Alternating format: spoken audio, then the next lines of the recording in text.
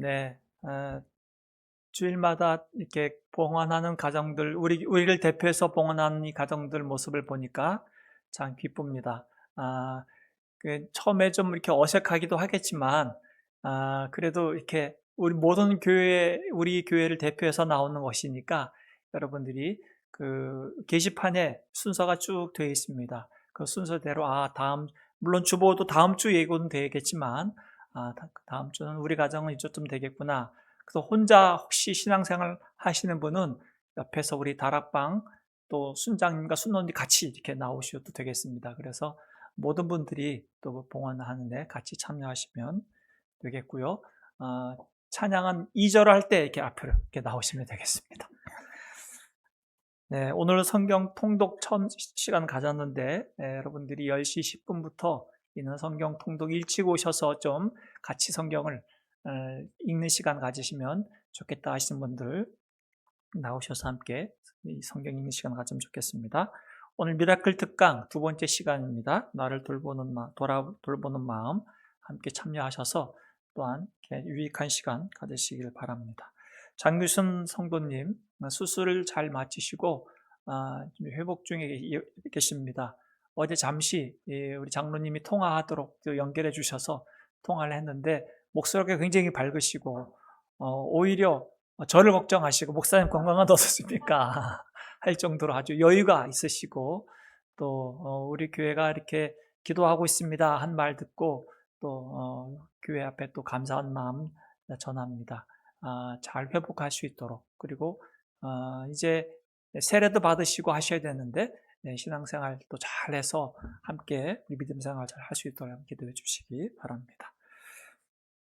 다른 광고는 주보를 참여하시면 되겠습니다. 오늘 하나님 말씀은 로마서 8장입니다. 14절부터 17절 말씀을 한 절씩 교독합니다. 제가 먼저 읽겠습니다. 하나님의 영으로 인도함을 받은 사람은 누구나 다 하나님의 자녀입니다. 여러분은 또다시 두려움에 드리는 보살의 영을 받은 것이 아니라 자녀로 삼으시는 영을 받았습니다. 그래서 우리는 그 영으로 하나님을 아빠 아버지라고 부릅니다. 바로 그때에 그 성령이 우리의 영과 함께 우리가 하나님의 자녀임을 증언하십니다. 자녀이면 상속자이기도 합니다. 우리가 그리스도와 함께 영광을 받으려고 그와 함께 고난을 받으면 우리는 하나님이 정하신 상속자요 그리스도와 더불어 공동 상속자입니다. 아멘. 제가 그림을 하나 늘 또 준비를 합니다. 아시겠죠? 나일강의 거친 물결 위에 흔들리는 저 갈대 상자 안에 한 아기가 3살 된 아기죠. 아기가 있습니다. 저 아기는 누굴까요? 네, 모세입니다. 모세입니다. 모세의 운명은 저희 나일강에 떠내려 보내는 순간 삶과 죽음의 흔들림 사이에 늘 놓여 있죠. 악어가 득실되는 저 나일강입니다. 이집트의 나일강. 지금부터 3,500년 전의 이야기를 성경은 이야기하고 있습니다. 많은 산의 아이들이 그 당시에 저렇게 나일강에 버려졌고 또 죽음 앞에 이렇게 놓여 있는데 사실 모세가 저렇게 흔들리는 물결 사이에 삶과 죽음을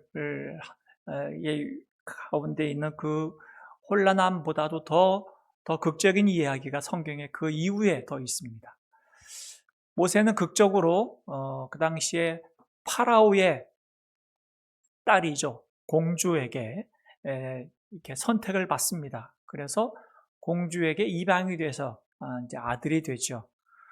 근데 극적으로 그걸 지켜보던 미리암, 저 모세의 누나가 얼른 가서 이 아이에게 젖을 먹이고 키울 수 있는 유모를 제가 소개해도 되겠습니까? 해서 그 유모를 저 모세의 친엄마, 생모죠.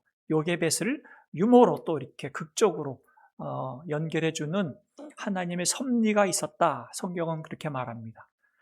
모세는 낮에는 그 나라의 파라오의 공주의 아들로서 자라면서 너는 이집트의 왕자야 하는 말을 듣습니다.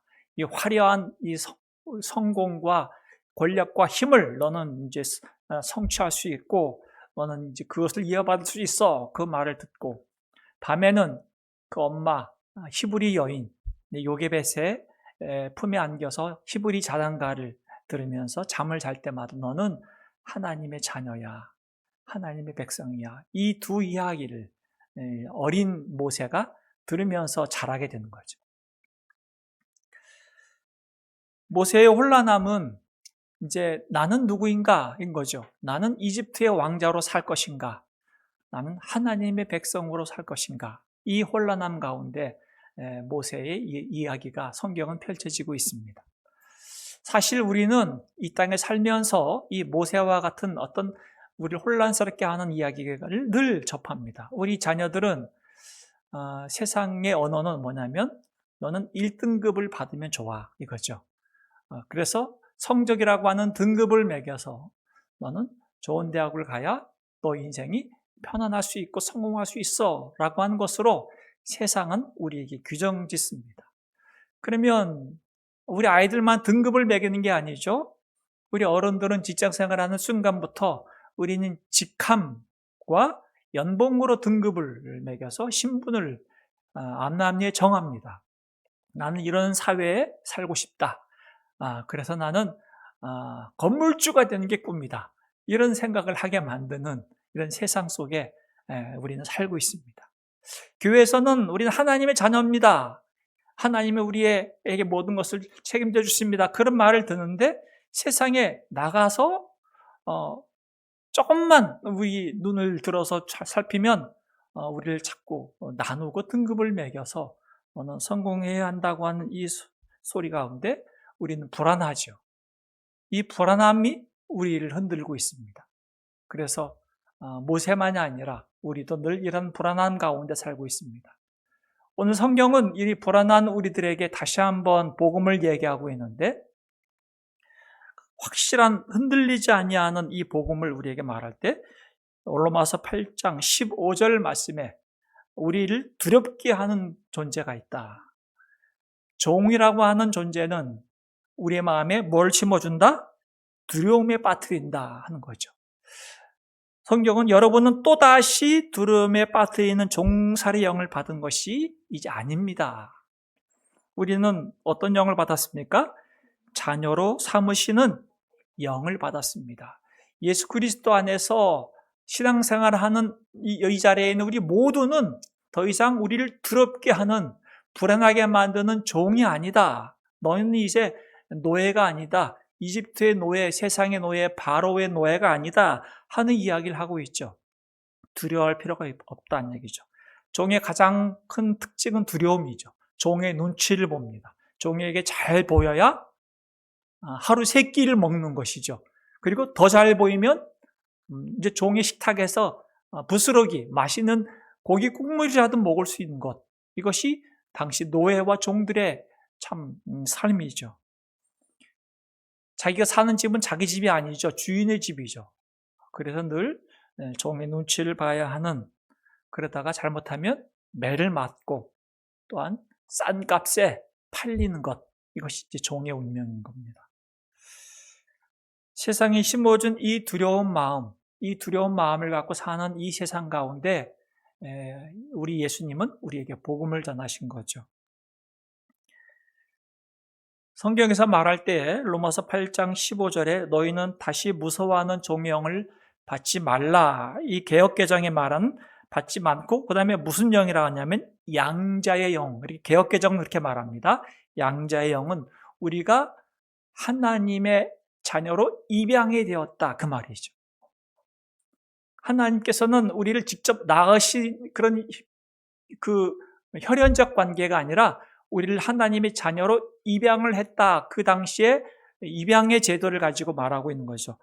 그 당시 양자라는 이 말은 법적으로 아들의 위치에 두었다. 그 말입니다. 법적으로. 그 당시 로마 시대에 로마법에 있어서 양자로 삼는 법이 있었는데 양자로 삼으면 누구나 과거가 어떤 신분을 가졌든지 상관없습니다. 그가 어떤 출신인지 상관없습니다. 그가 그 어떤 신분의 양자로 삼는 순간 그 아버지의 모든 권한과 모든 재산을 똑같이 상속받을 수 있는 법적인 권리를 갖습니다. 그게 양자됨이죠. 그 양자됨은 우리가 여러분들이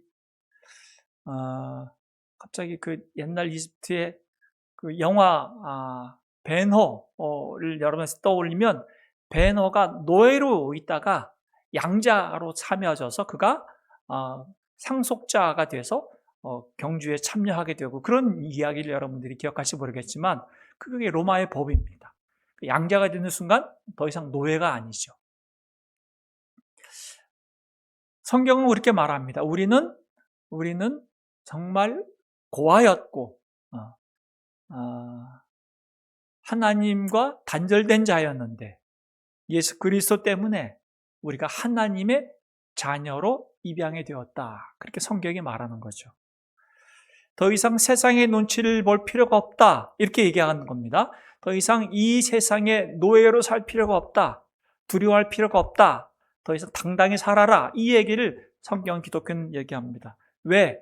예수님이 본인의 목숨 핏값을 가지고 보혈로 말미암아 죄의 노예 시장 가운데 있는 우리들을 값을 주고 사셨기 때문입니다. 노예 시장 가면 노예들이 쫙 있어요. 그 많은 노예들 중에 마음에 드는 사람들을 선택해서 돈을 주고 삽니다. 그런데 그런 시장 가운데 죄는 모든 사람들을 다 억압하는 권력까지 가져주고 있어요. 그게 죄라고 하는 권세입니다. 예수님이 이 땅에 오셨습니다. 그래서 이 죄 가운데 있는 우리들을 당신의 목숨값을 주고 우리 거기서 사신 거죠. 그 대가를 예수님이 어떻게 치르셨는가? 마태복음 27장에 예수님께서 십자가에 달리셔서 이렇게 말씀하십니다. 3시쯤 예수께서 큰 소리로 부르짖어 말씀하셨다. 엘리 엘리 라마 사박다니. 아람어죠. 그걸 번역하면 뭐라고요? 나의 하나님 어찌하여 나를 버리셨습니까? 이 뜻이죠. 지금 하나님의 참 아들이시고 온전하신 아들이신 예수님이 성자 하나님이 이 땅에 오신 이유는 그분이 왕되기 위해서 오신 것이 아니라 우리를 하나님의 자녀 삼으시기 위해서 오셨는데 우리를 하나님의 자녀 삼으시기 위해서 지불해야 할 대가가 너무너무너무 엄청난 거예요. 왜? 자신이 하나님으로부터 거절당하셔야 되기 때문에 그렇습니다. 우리의 죄값을 대신 지불하시기 위해서 하나님과 단절되고 아버지로부터 거절당해야 우리를 하나님의 자녀로 영접할 수 있겠다는 그 하나님의 공의로우심을 이루시기 위해서 지금 저렇게 절규하시고 고통당하시는 겁니다. 예수님은 그래서 십자가상에서 고아처럼 버림을 당하셨습니다. 그 버림당함 때문에 우리가 하나님의 자녀로 입양이 될 수 있었던 것입니다. 아버지와 관계를 이루셨기 때문에 우리가 하나님 아버지의 관계가 연결이 되고 새롭게 하나님과 화목하게 된 자녀가 될 수 있었던 것이 성경의 이야기인 거죠. 이게 기독교의 복음입니다. 어떻게 이게 가능할 수 있습니까? 로마서 1장 12절 말씀에 그러나 여기서 그는 우리 예수님입니다. 예수님을 어떻게 해요? 맞아들이는 사람들, 곧 그 이름을 믿는 사람들에게는 하나님의 자녀가 되는 특권을 주셨습니다. 아멘? 예수님이 나 같은 정말 못된 자, 나도 이 무의식 가운데 있는 이 엉망진창인 깨지고 상한 이 심령, 어디에 떳떳이 내놓을 수 없는 이런 나 같은 자를 위해서 예수님이 이 땅에 오셔서 나의 모든 죄와 허물을 다 용서하시고 깨끗이 해주셨다고 하는 것을 내가 믿고 그 예수님을 맞아들이면 내 인생에 맞아들이면 하나님의 자녀가 되는 특권을 주셨다. 이게 기독교의 복음입니다. 그럼 하나님을 뭐라고 부르는 줄 아세요? 로마서 8장 15절 뭐라 그래요? 하나님을 아빠 아버지라고 부릅니다. 아빠 아버지. 아바란 말은 이제 아람어예요. 아빠 이렇게 번역했어요. 아바 우리랑 비슷하죠. 우리나라 말과 비슷하죠. 아바 아버지는 헬라어를 번역한 겁니다. 아빠는 친밀함의 뜻이 어린아이가 품에 안아서 아빠 이렇게 부르는 거죠. 어린아이 갓난 아이가 한 3살, 4살 된 아이가 아버지 뭐 섬뜩하잖아요. 그죠? 아빠 이래야 뭔가 친밀함이 있어지는데 아버지 이것도 좀 그렇잖아요.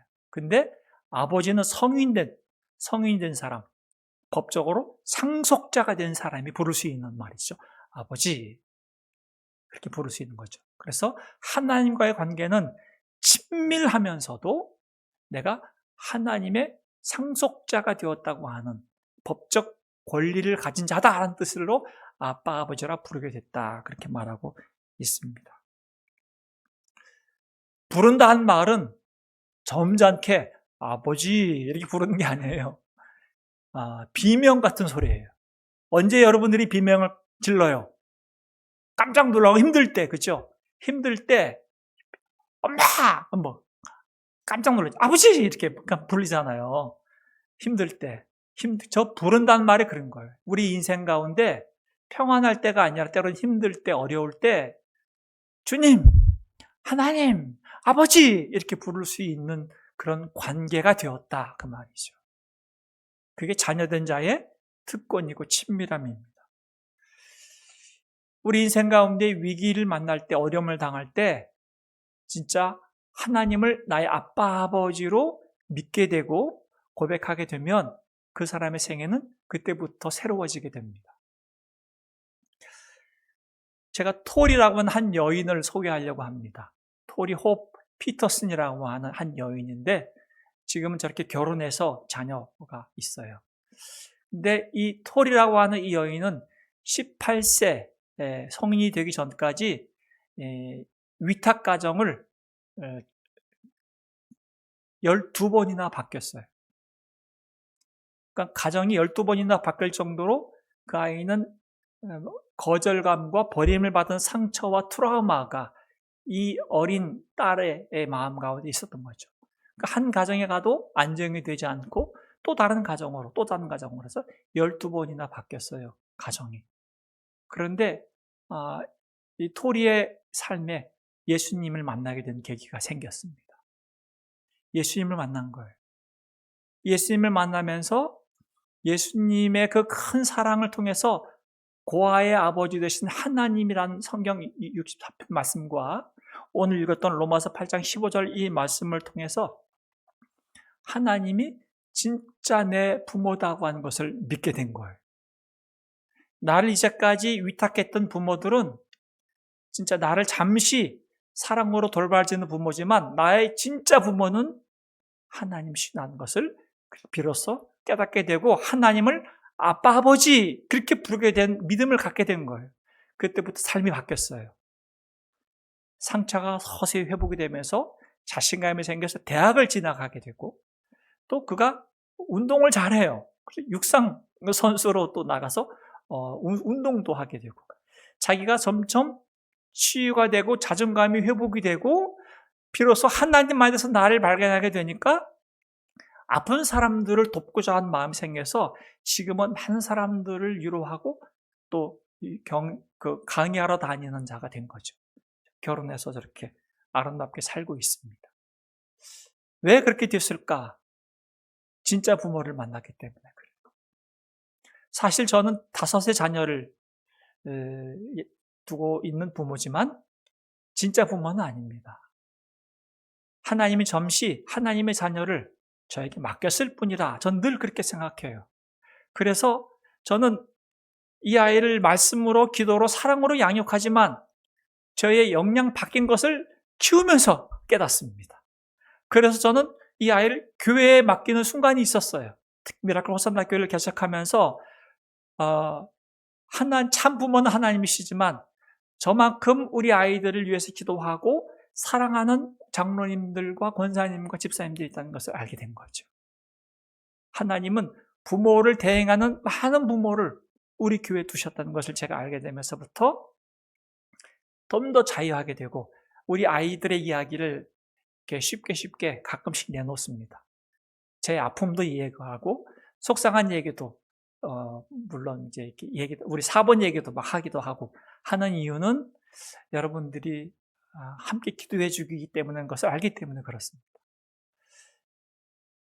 우리의 자녀들은 참 부모이신 하나님이 키우시는데 잠시 부모에게 사랑으로 기도로 양육하라고 맡기신 거죠. 그런데 우리가 착각하는 게 있어요. 내가 진짜 부모인 줄 알고 자꾸 선을 넘으려고 할 때 그때 하나님께서 우리를 또 가르칠 때가 있습니다. 너는 너 역할은 거기까지가 아니야.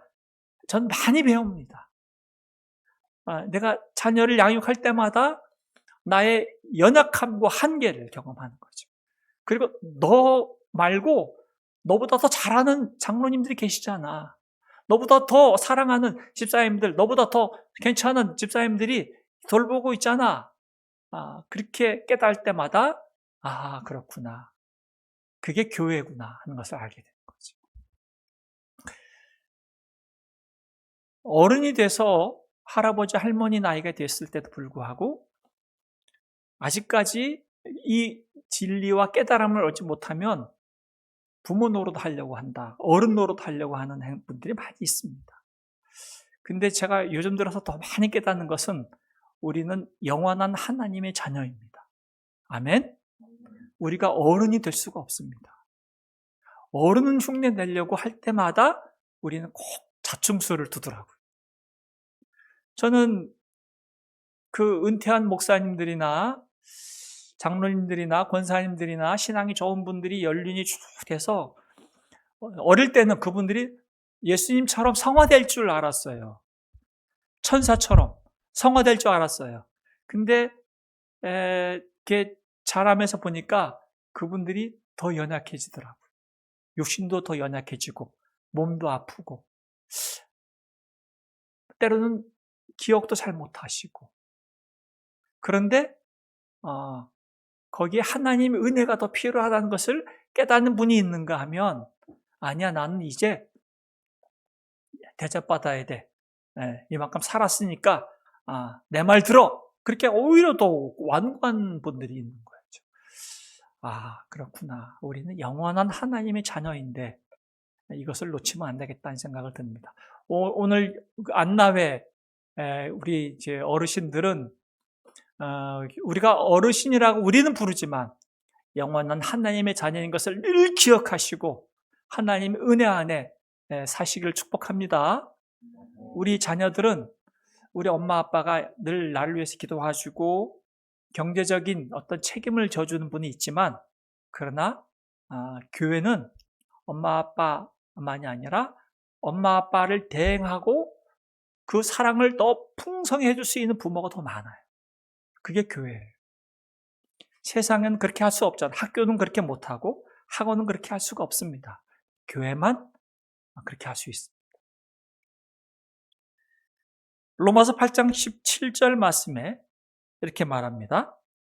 우리가 자녀이면 뭐라고요? 상속자랍니다. 누구의 상속자일까요? 하나님의 상속자인데 공동 상속자래요. 우리 공동 상속자는 누구라고요? 그리스도와 더불어 공동 상속자다. 우리 하나님의 아들 예수님이 하나님 아버지의 모든 권한과 모든 것을 위임받고 유산을 물려받는 상속자이시겠죠. 친아들이시니까. 그런데 우리도 n분의 1로 나눌 수 있는 공동 상속자래요. 하나님 아버지의 것을 그대로 상속받을 수 있는 자랍니다. 얼마나 놀라워요. 세상에 있는 것으로 상속받는 것과 비할 수가 없겠죠. 우리는 공동 상속자인 것입니다. 세상은 너가 일한 만큼만 너 거야.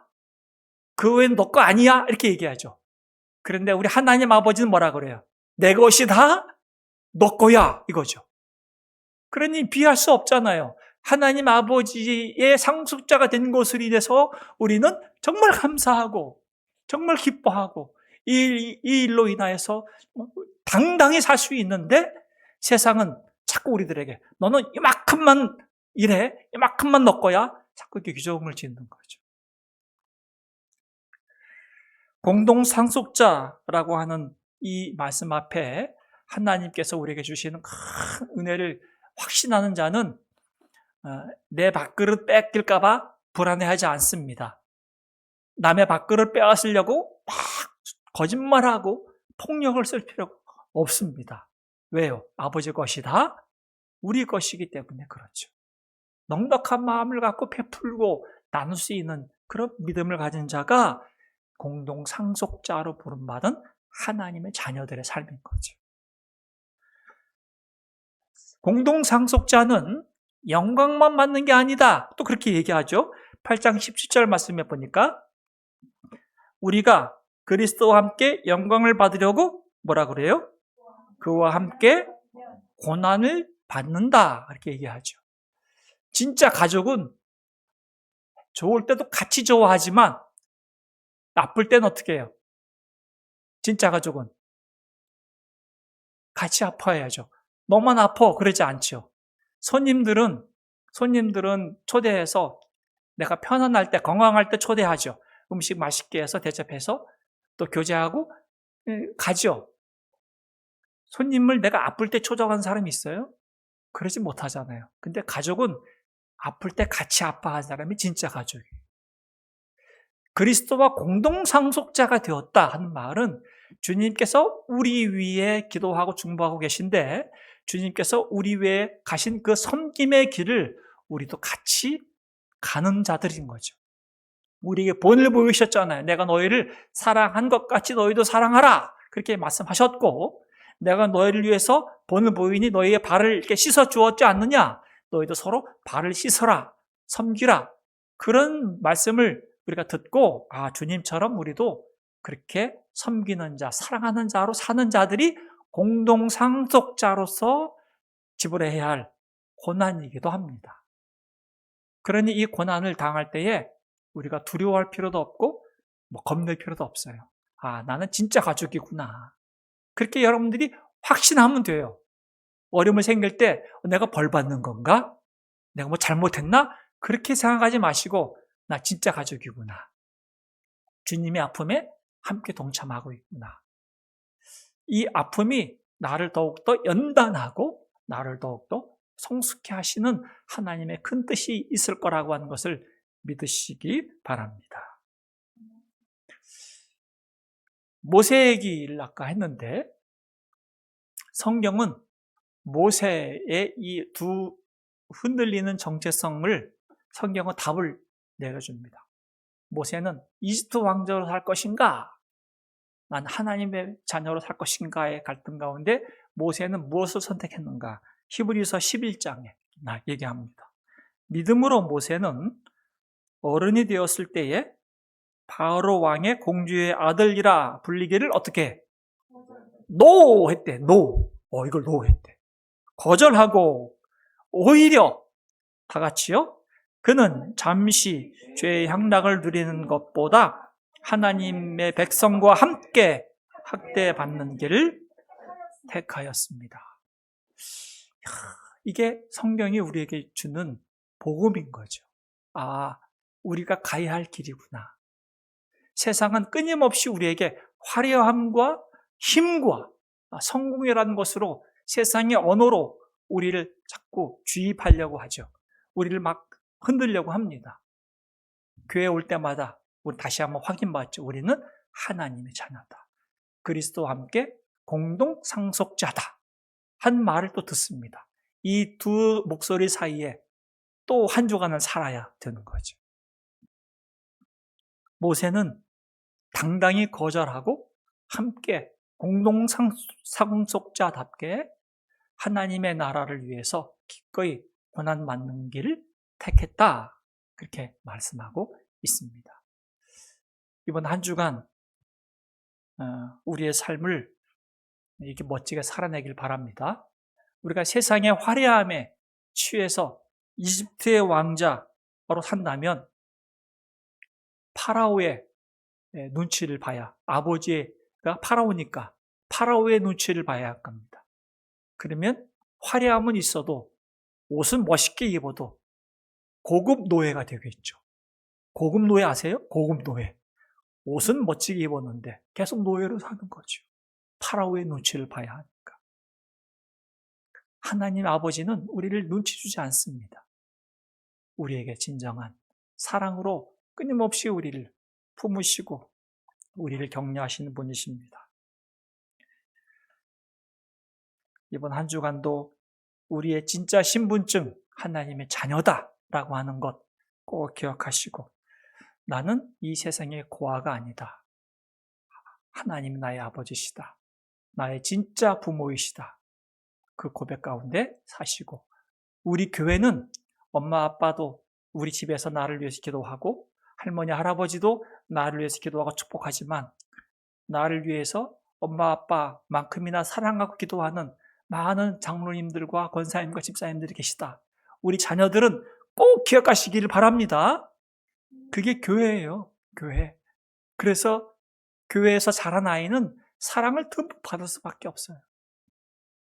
하나님께서 교회에 맡긴 사명이죠. 우리 자녀들을 위해서 기도하는 우리 이유이기도 합니다. 세상에서 붙여준 이 가격표를 떼버리고 우리 주님이 붙여주신 이름표를 딱 달고 나는 하나님의 자녀다.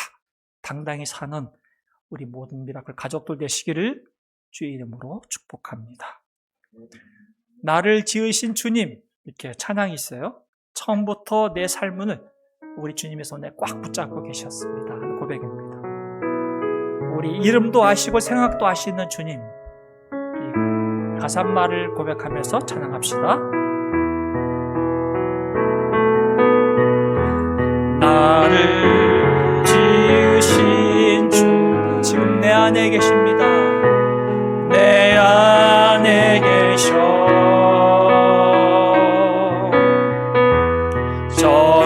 처음부터 내 삶은 그의 손에 있었죠. 내 이름 아시죠? 내 이름 아시죠? 내 모든 생각도 내 흐르는 눈물 그가 닦아주셨죠. 그는 내 아버지, 그는 내 아버지. 난 그의 소유, 난 그의 소유. 내가 어딜 가든지 날 떠나지 않죠. 내 이름 아시죠? 내 모든 생각도 아바라 아바라 부를 때 그가 들으시. 그는 내 아버지. 한 번 더 고백합시다. 그는 내 아버지, 난 그의 소유. 내가 어딜 가든지, 내가 어딜 가든지 날 떠나지 않죠. 내 이름 아시죠? 내 모든 생각도 아바라 부를 때 그가 들으시. 내 이름 아시죠? 내 이름 아시죠? 내 모든 생각도 아바라 부를 때 아바라 부를 때 그가 들으시죠.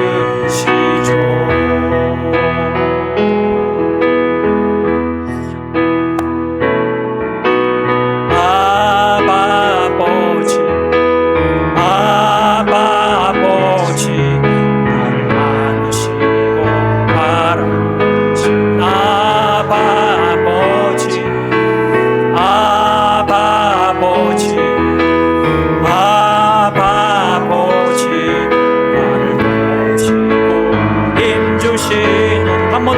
기도합시다.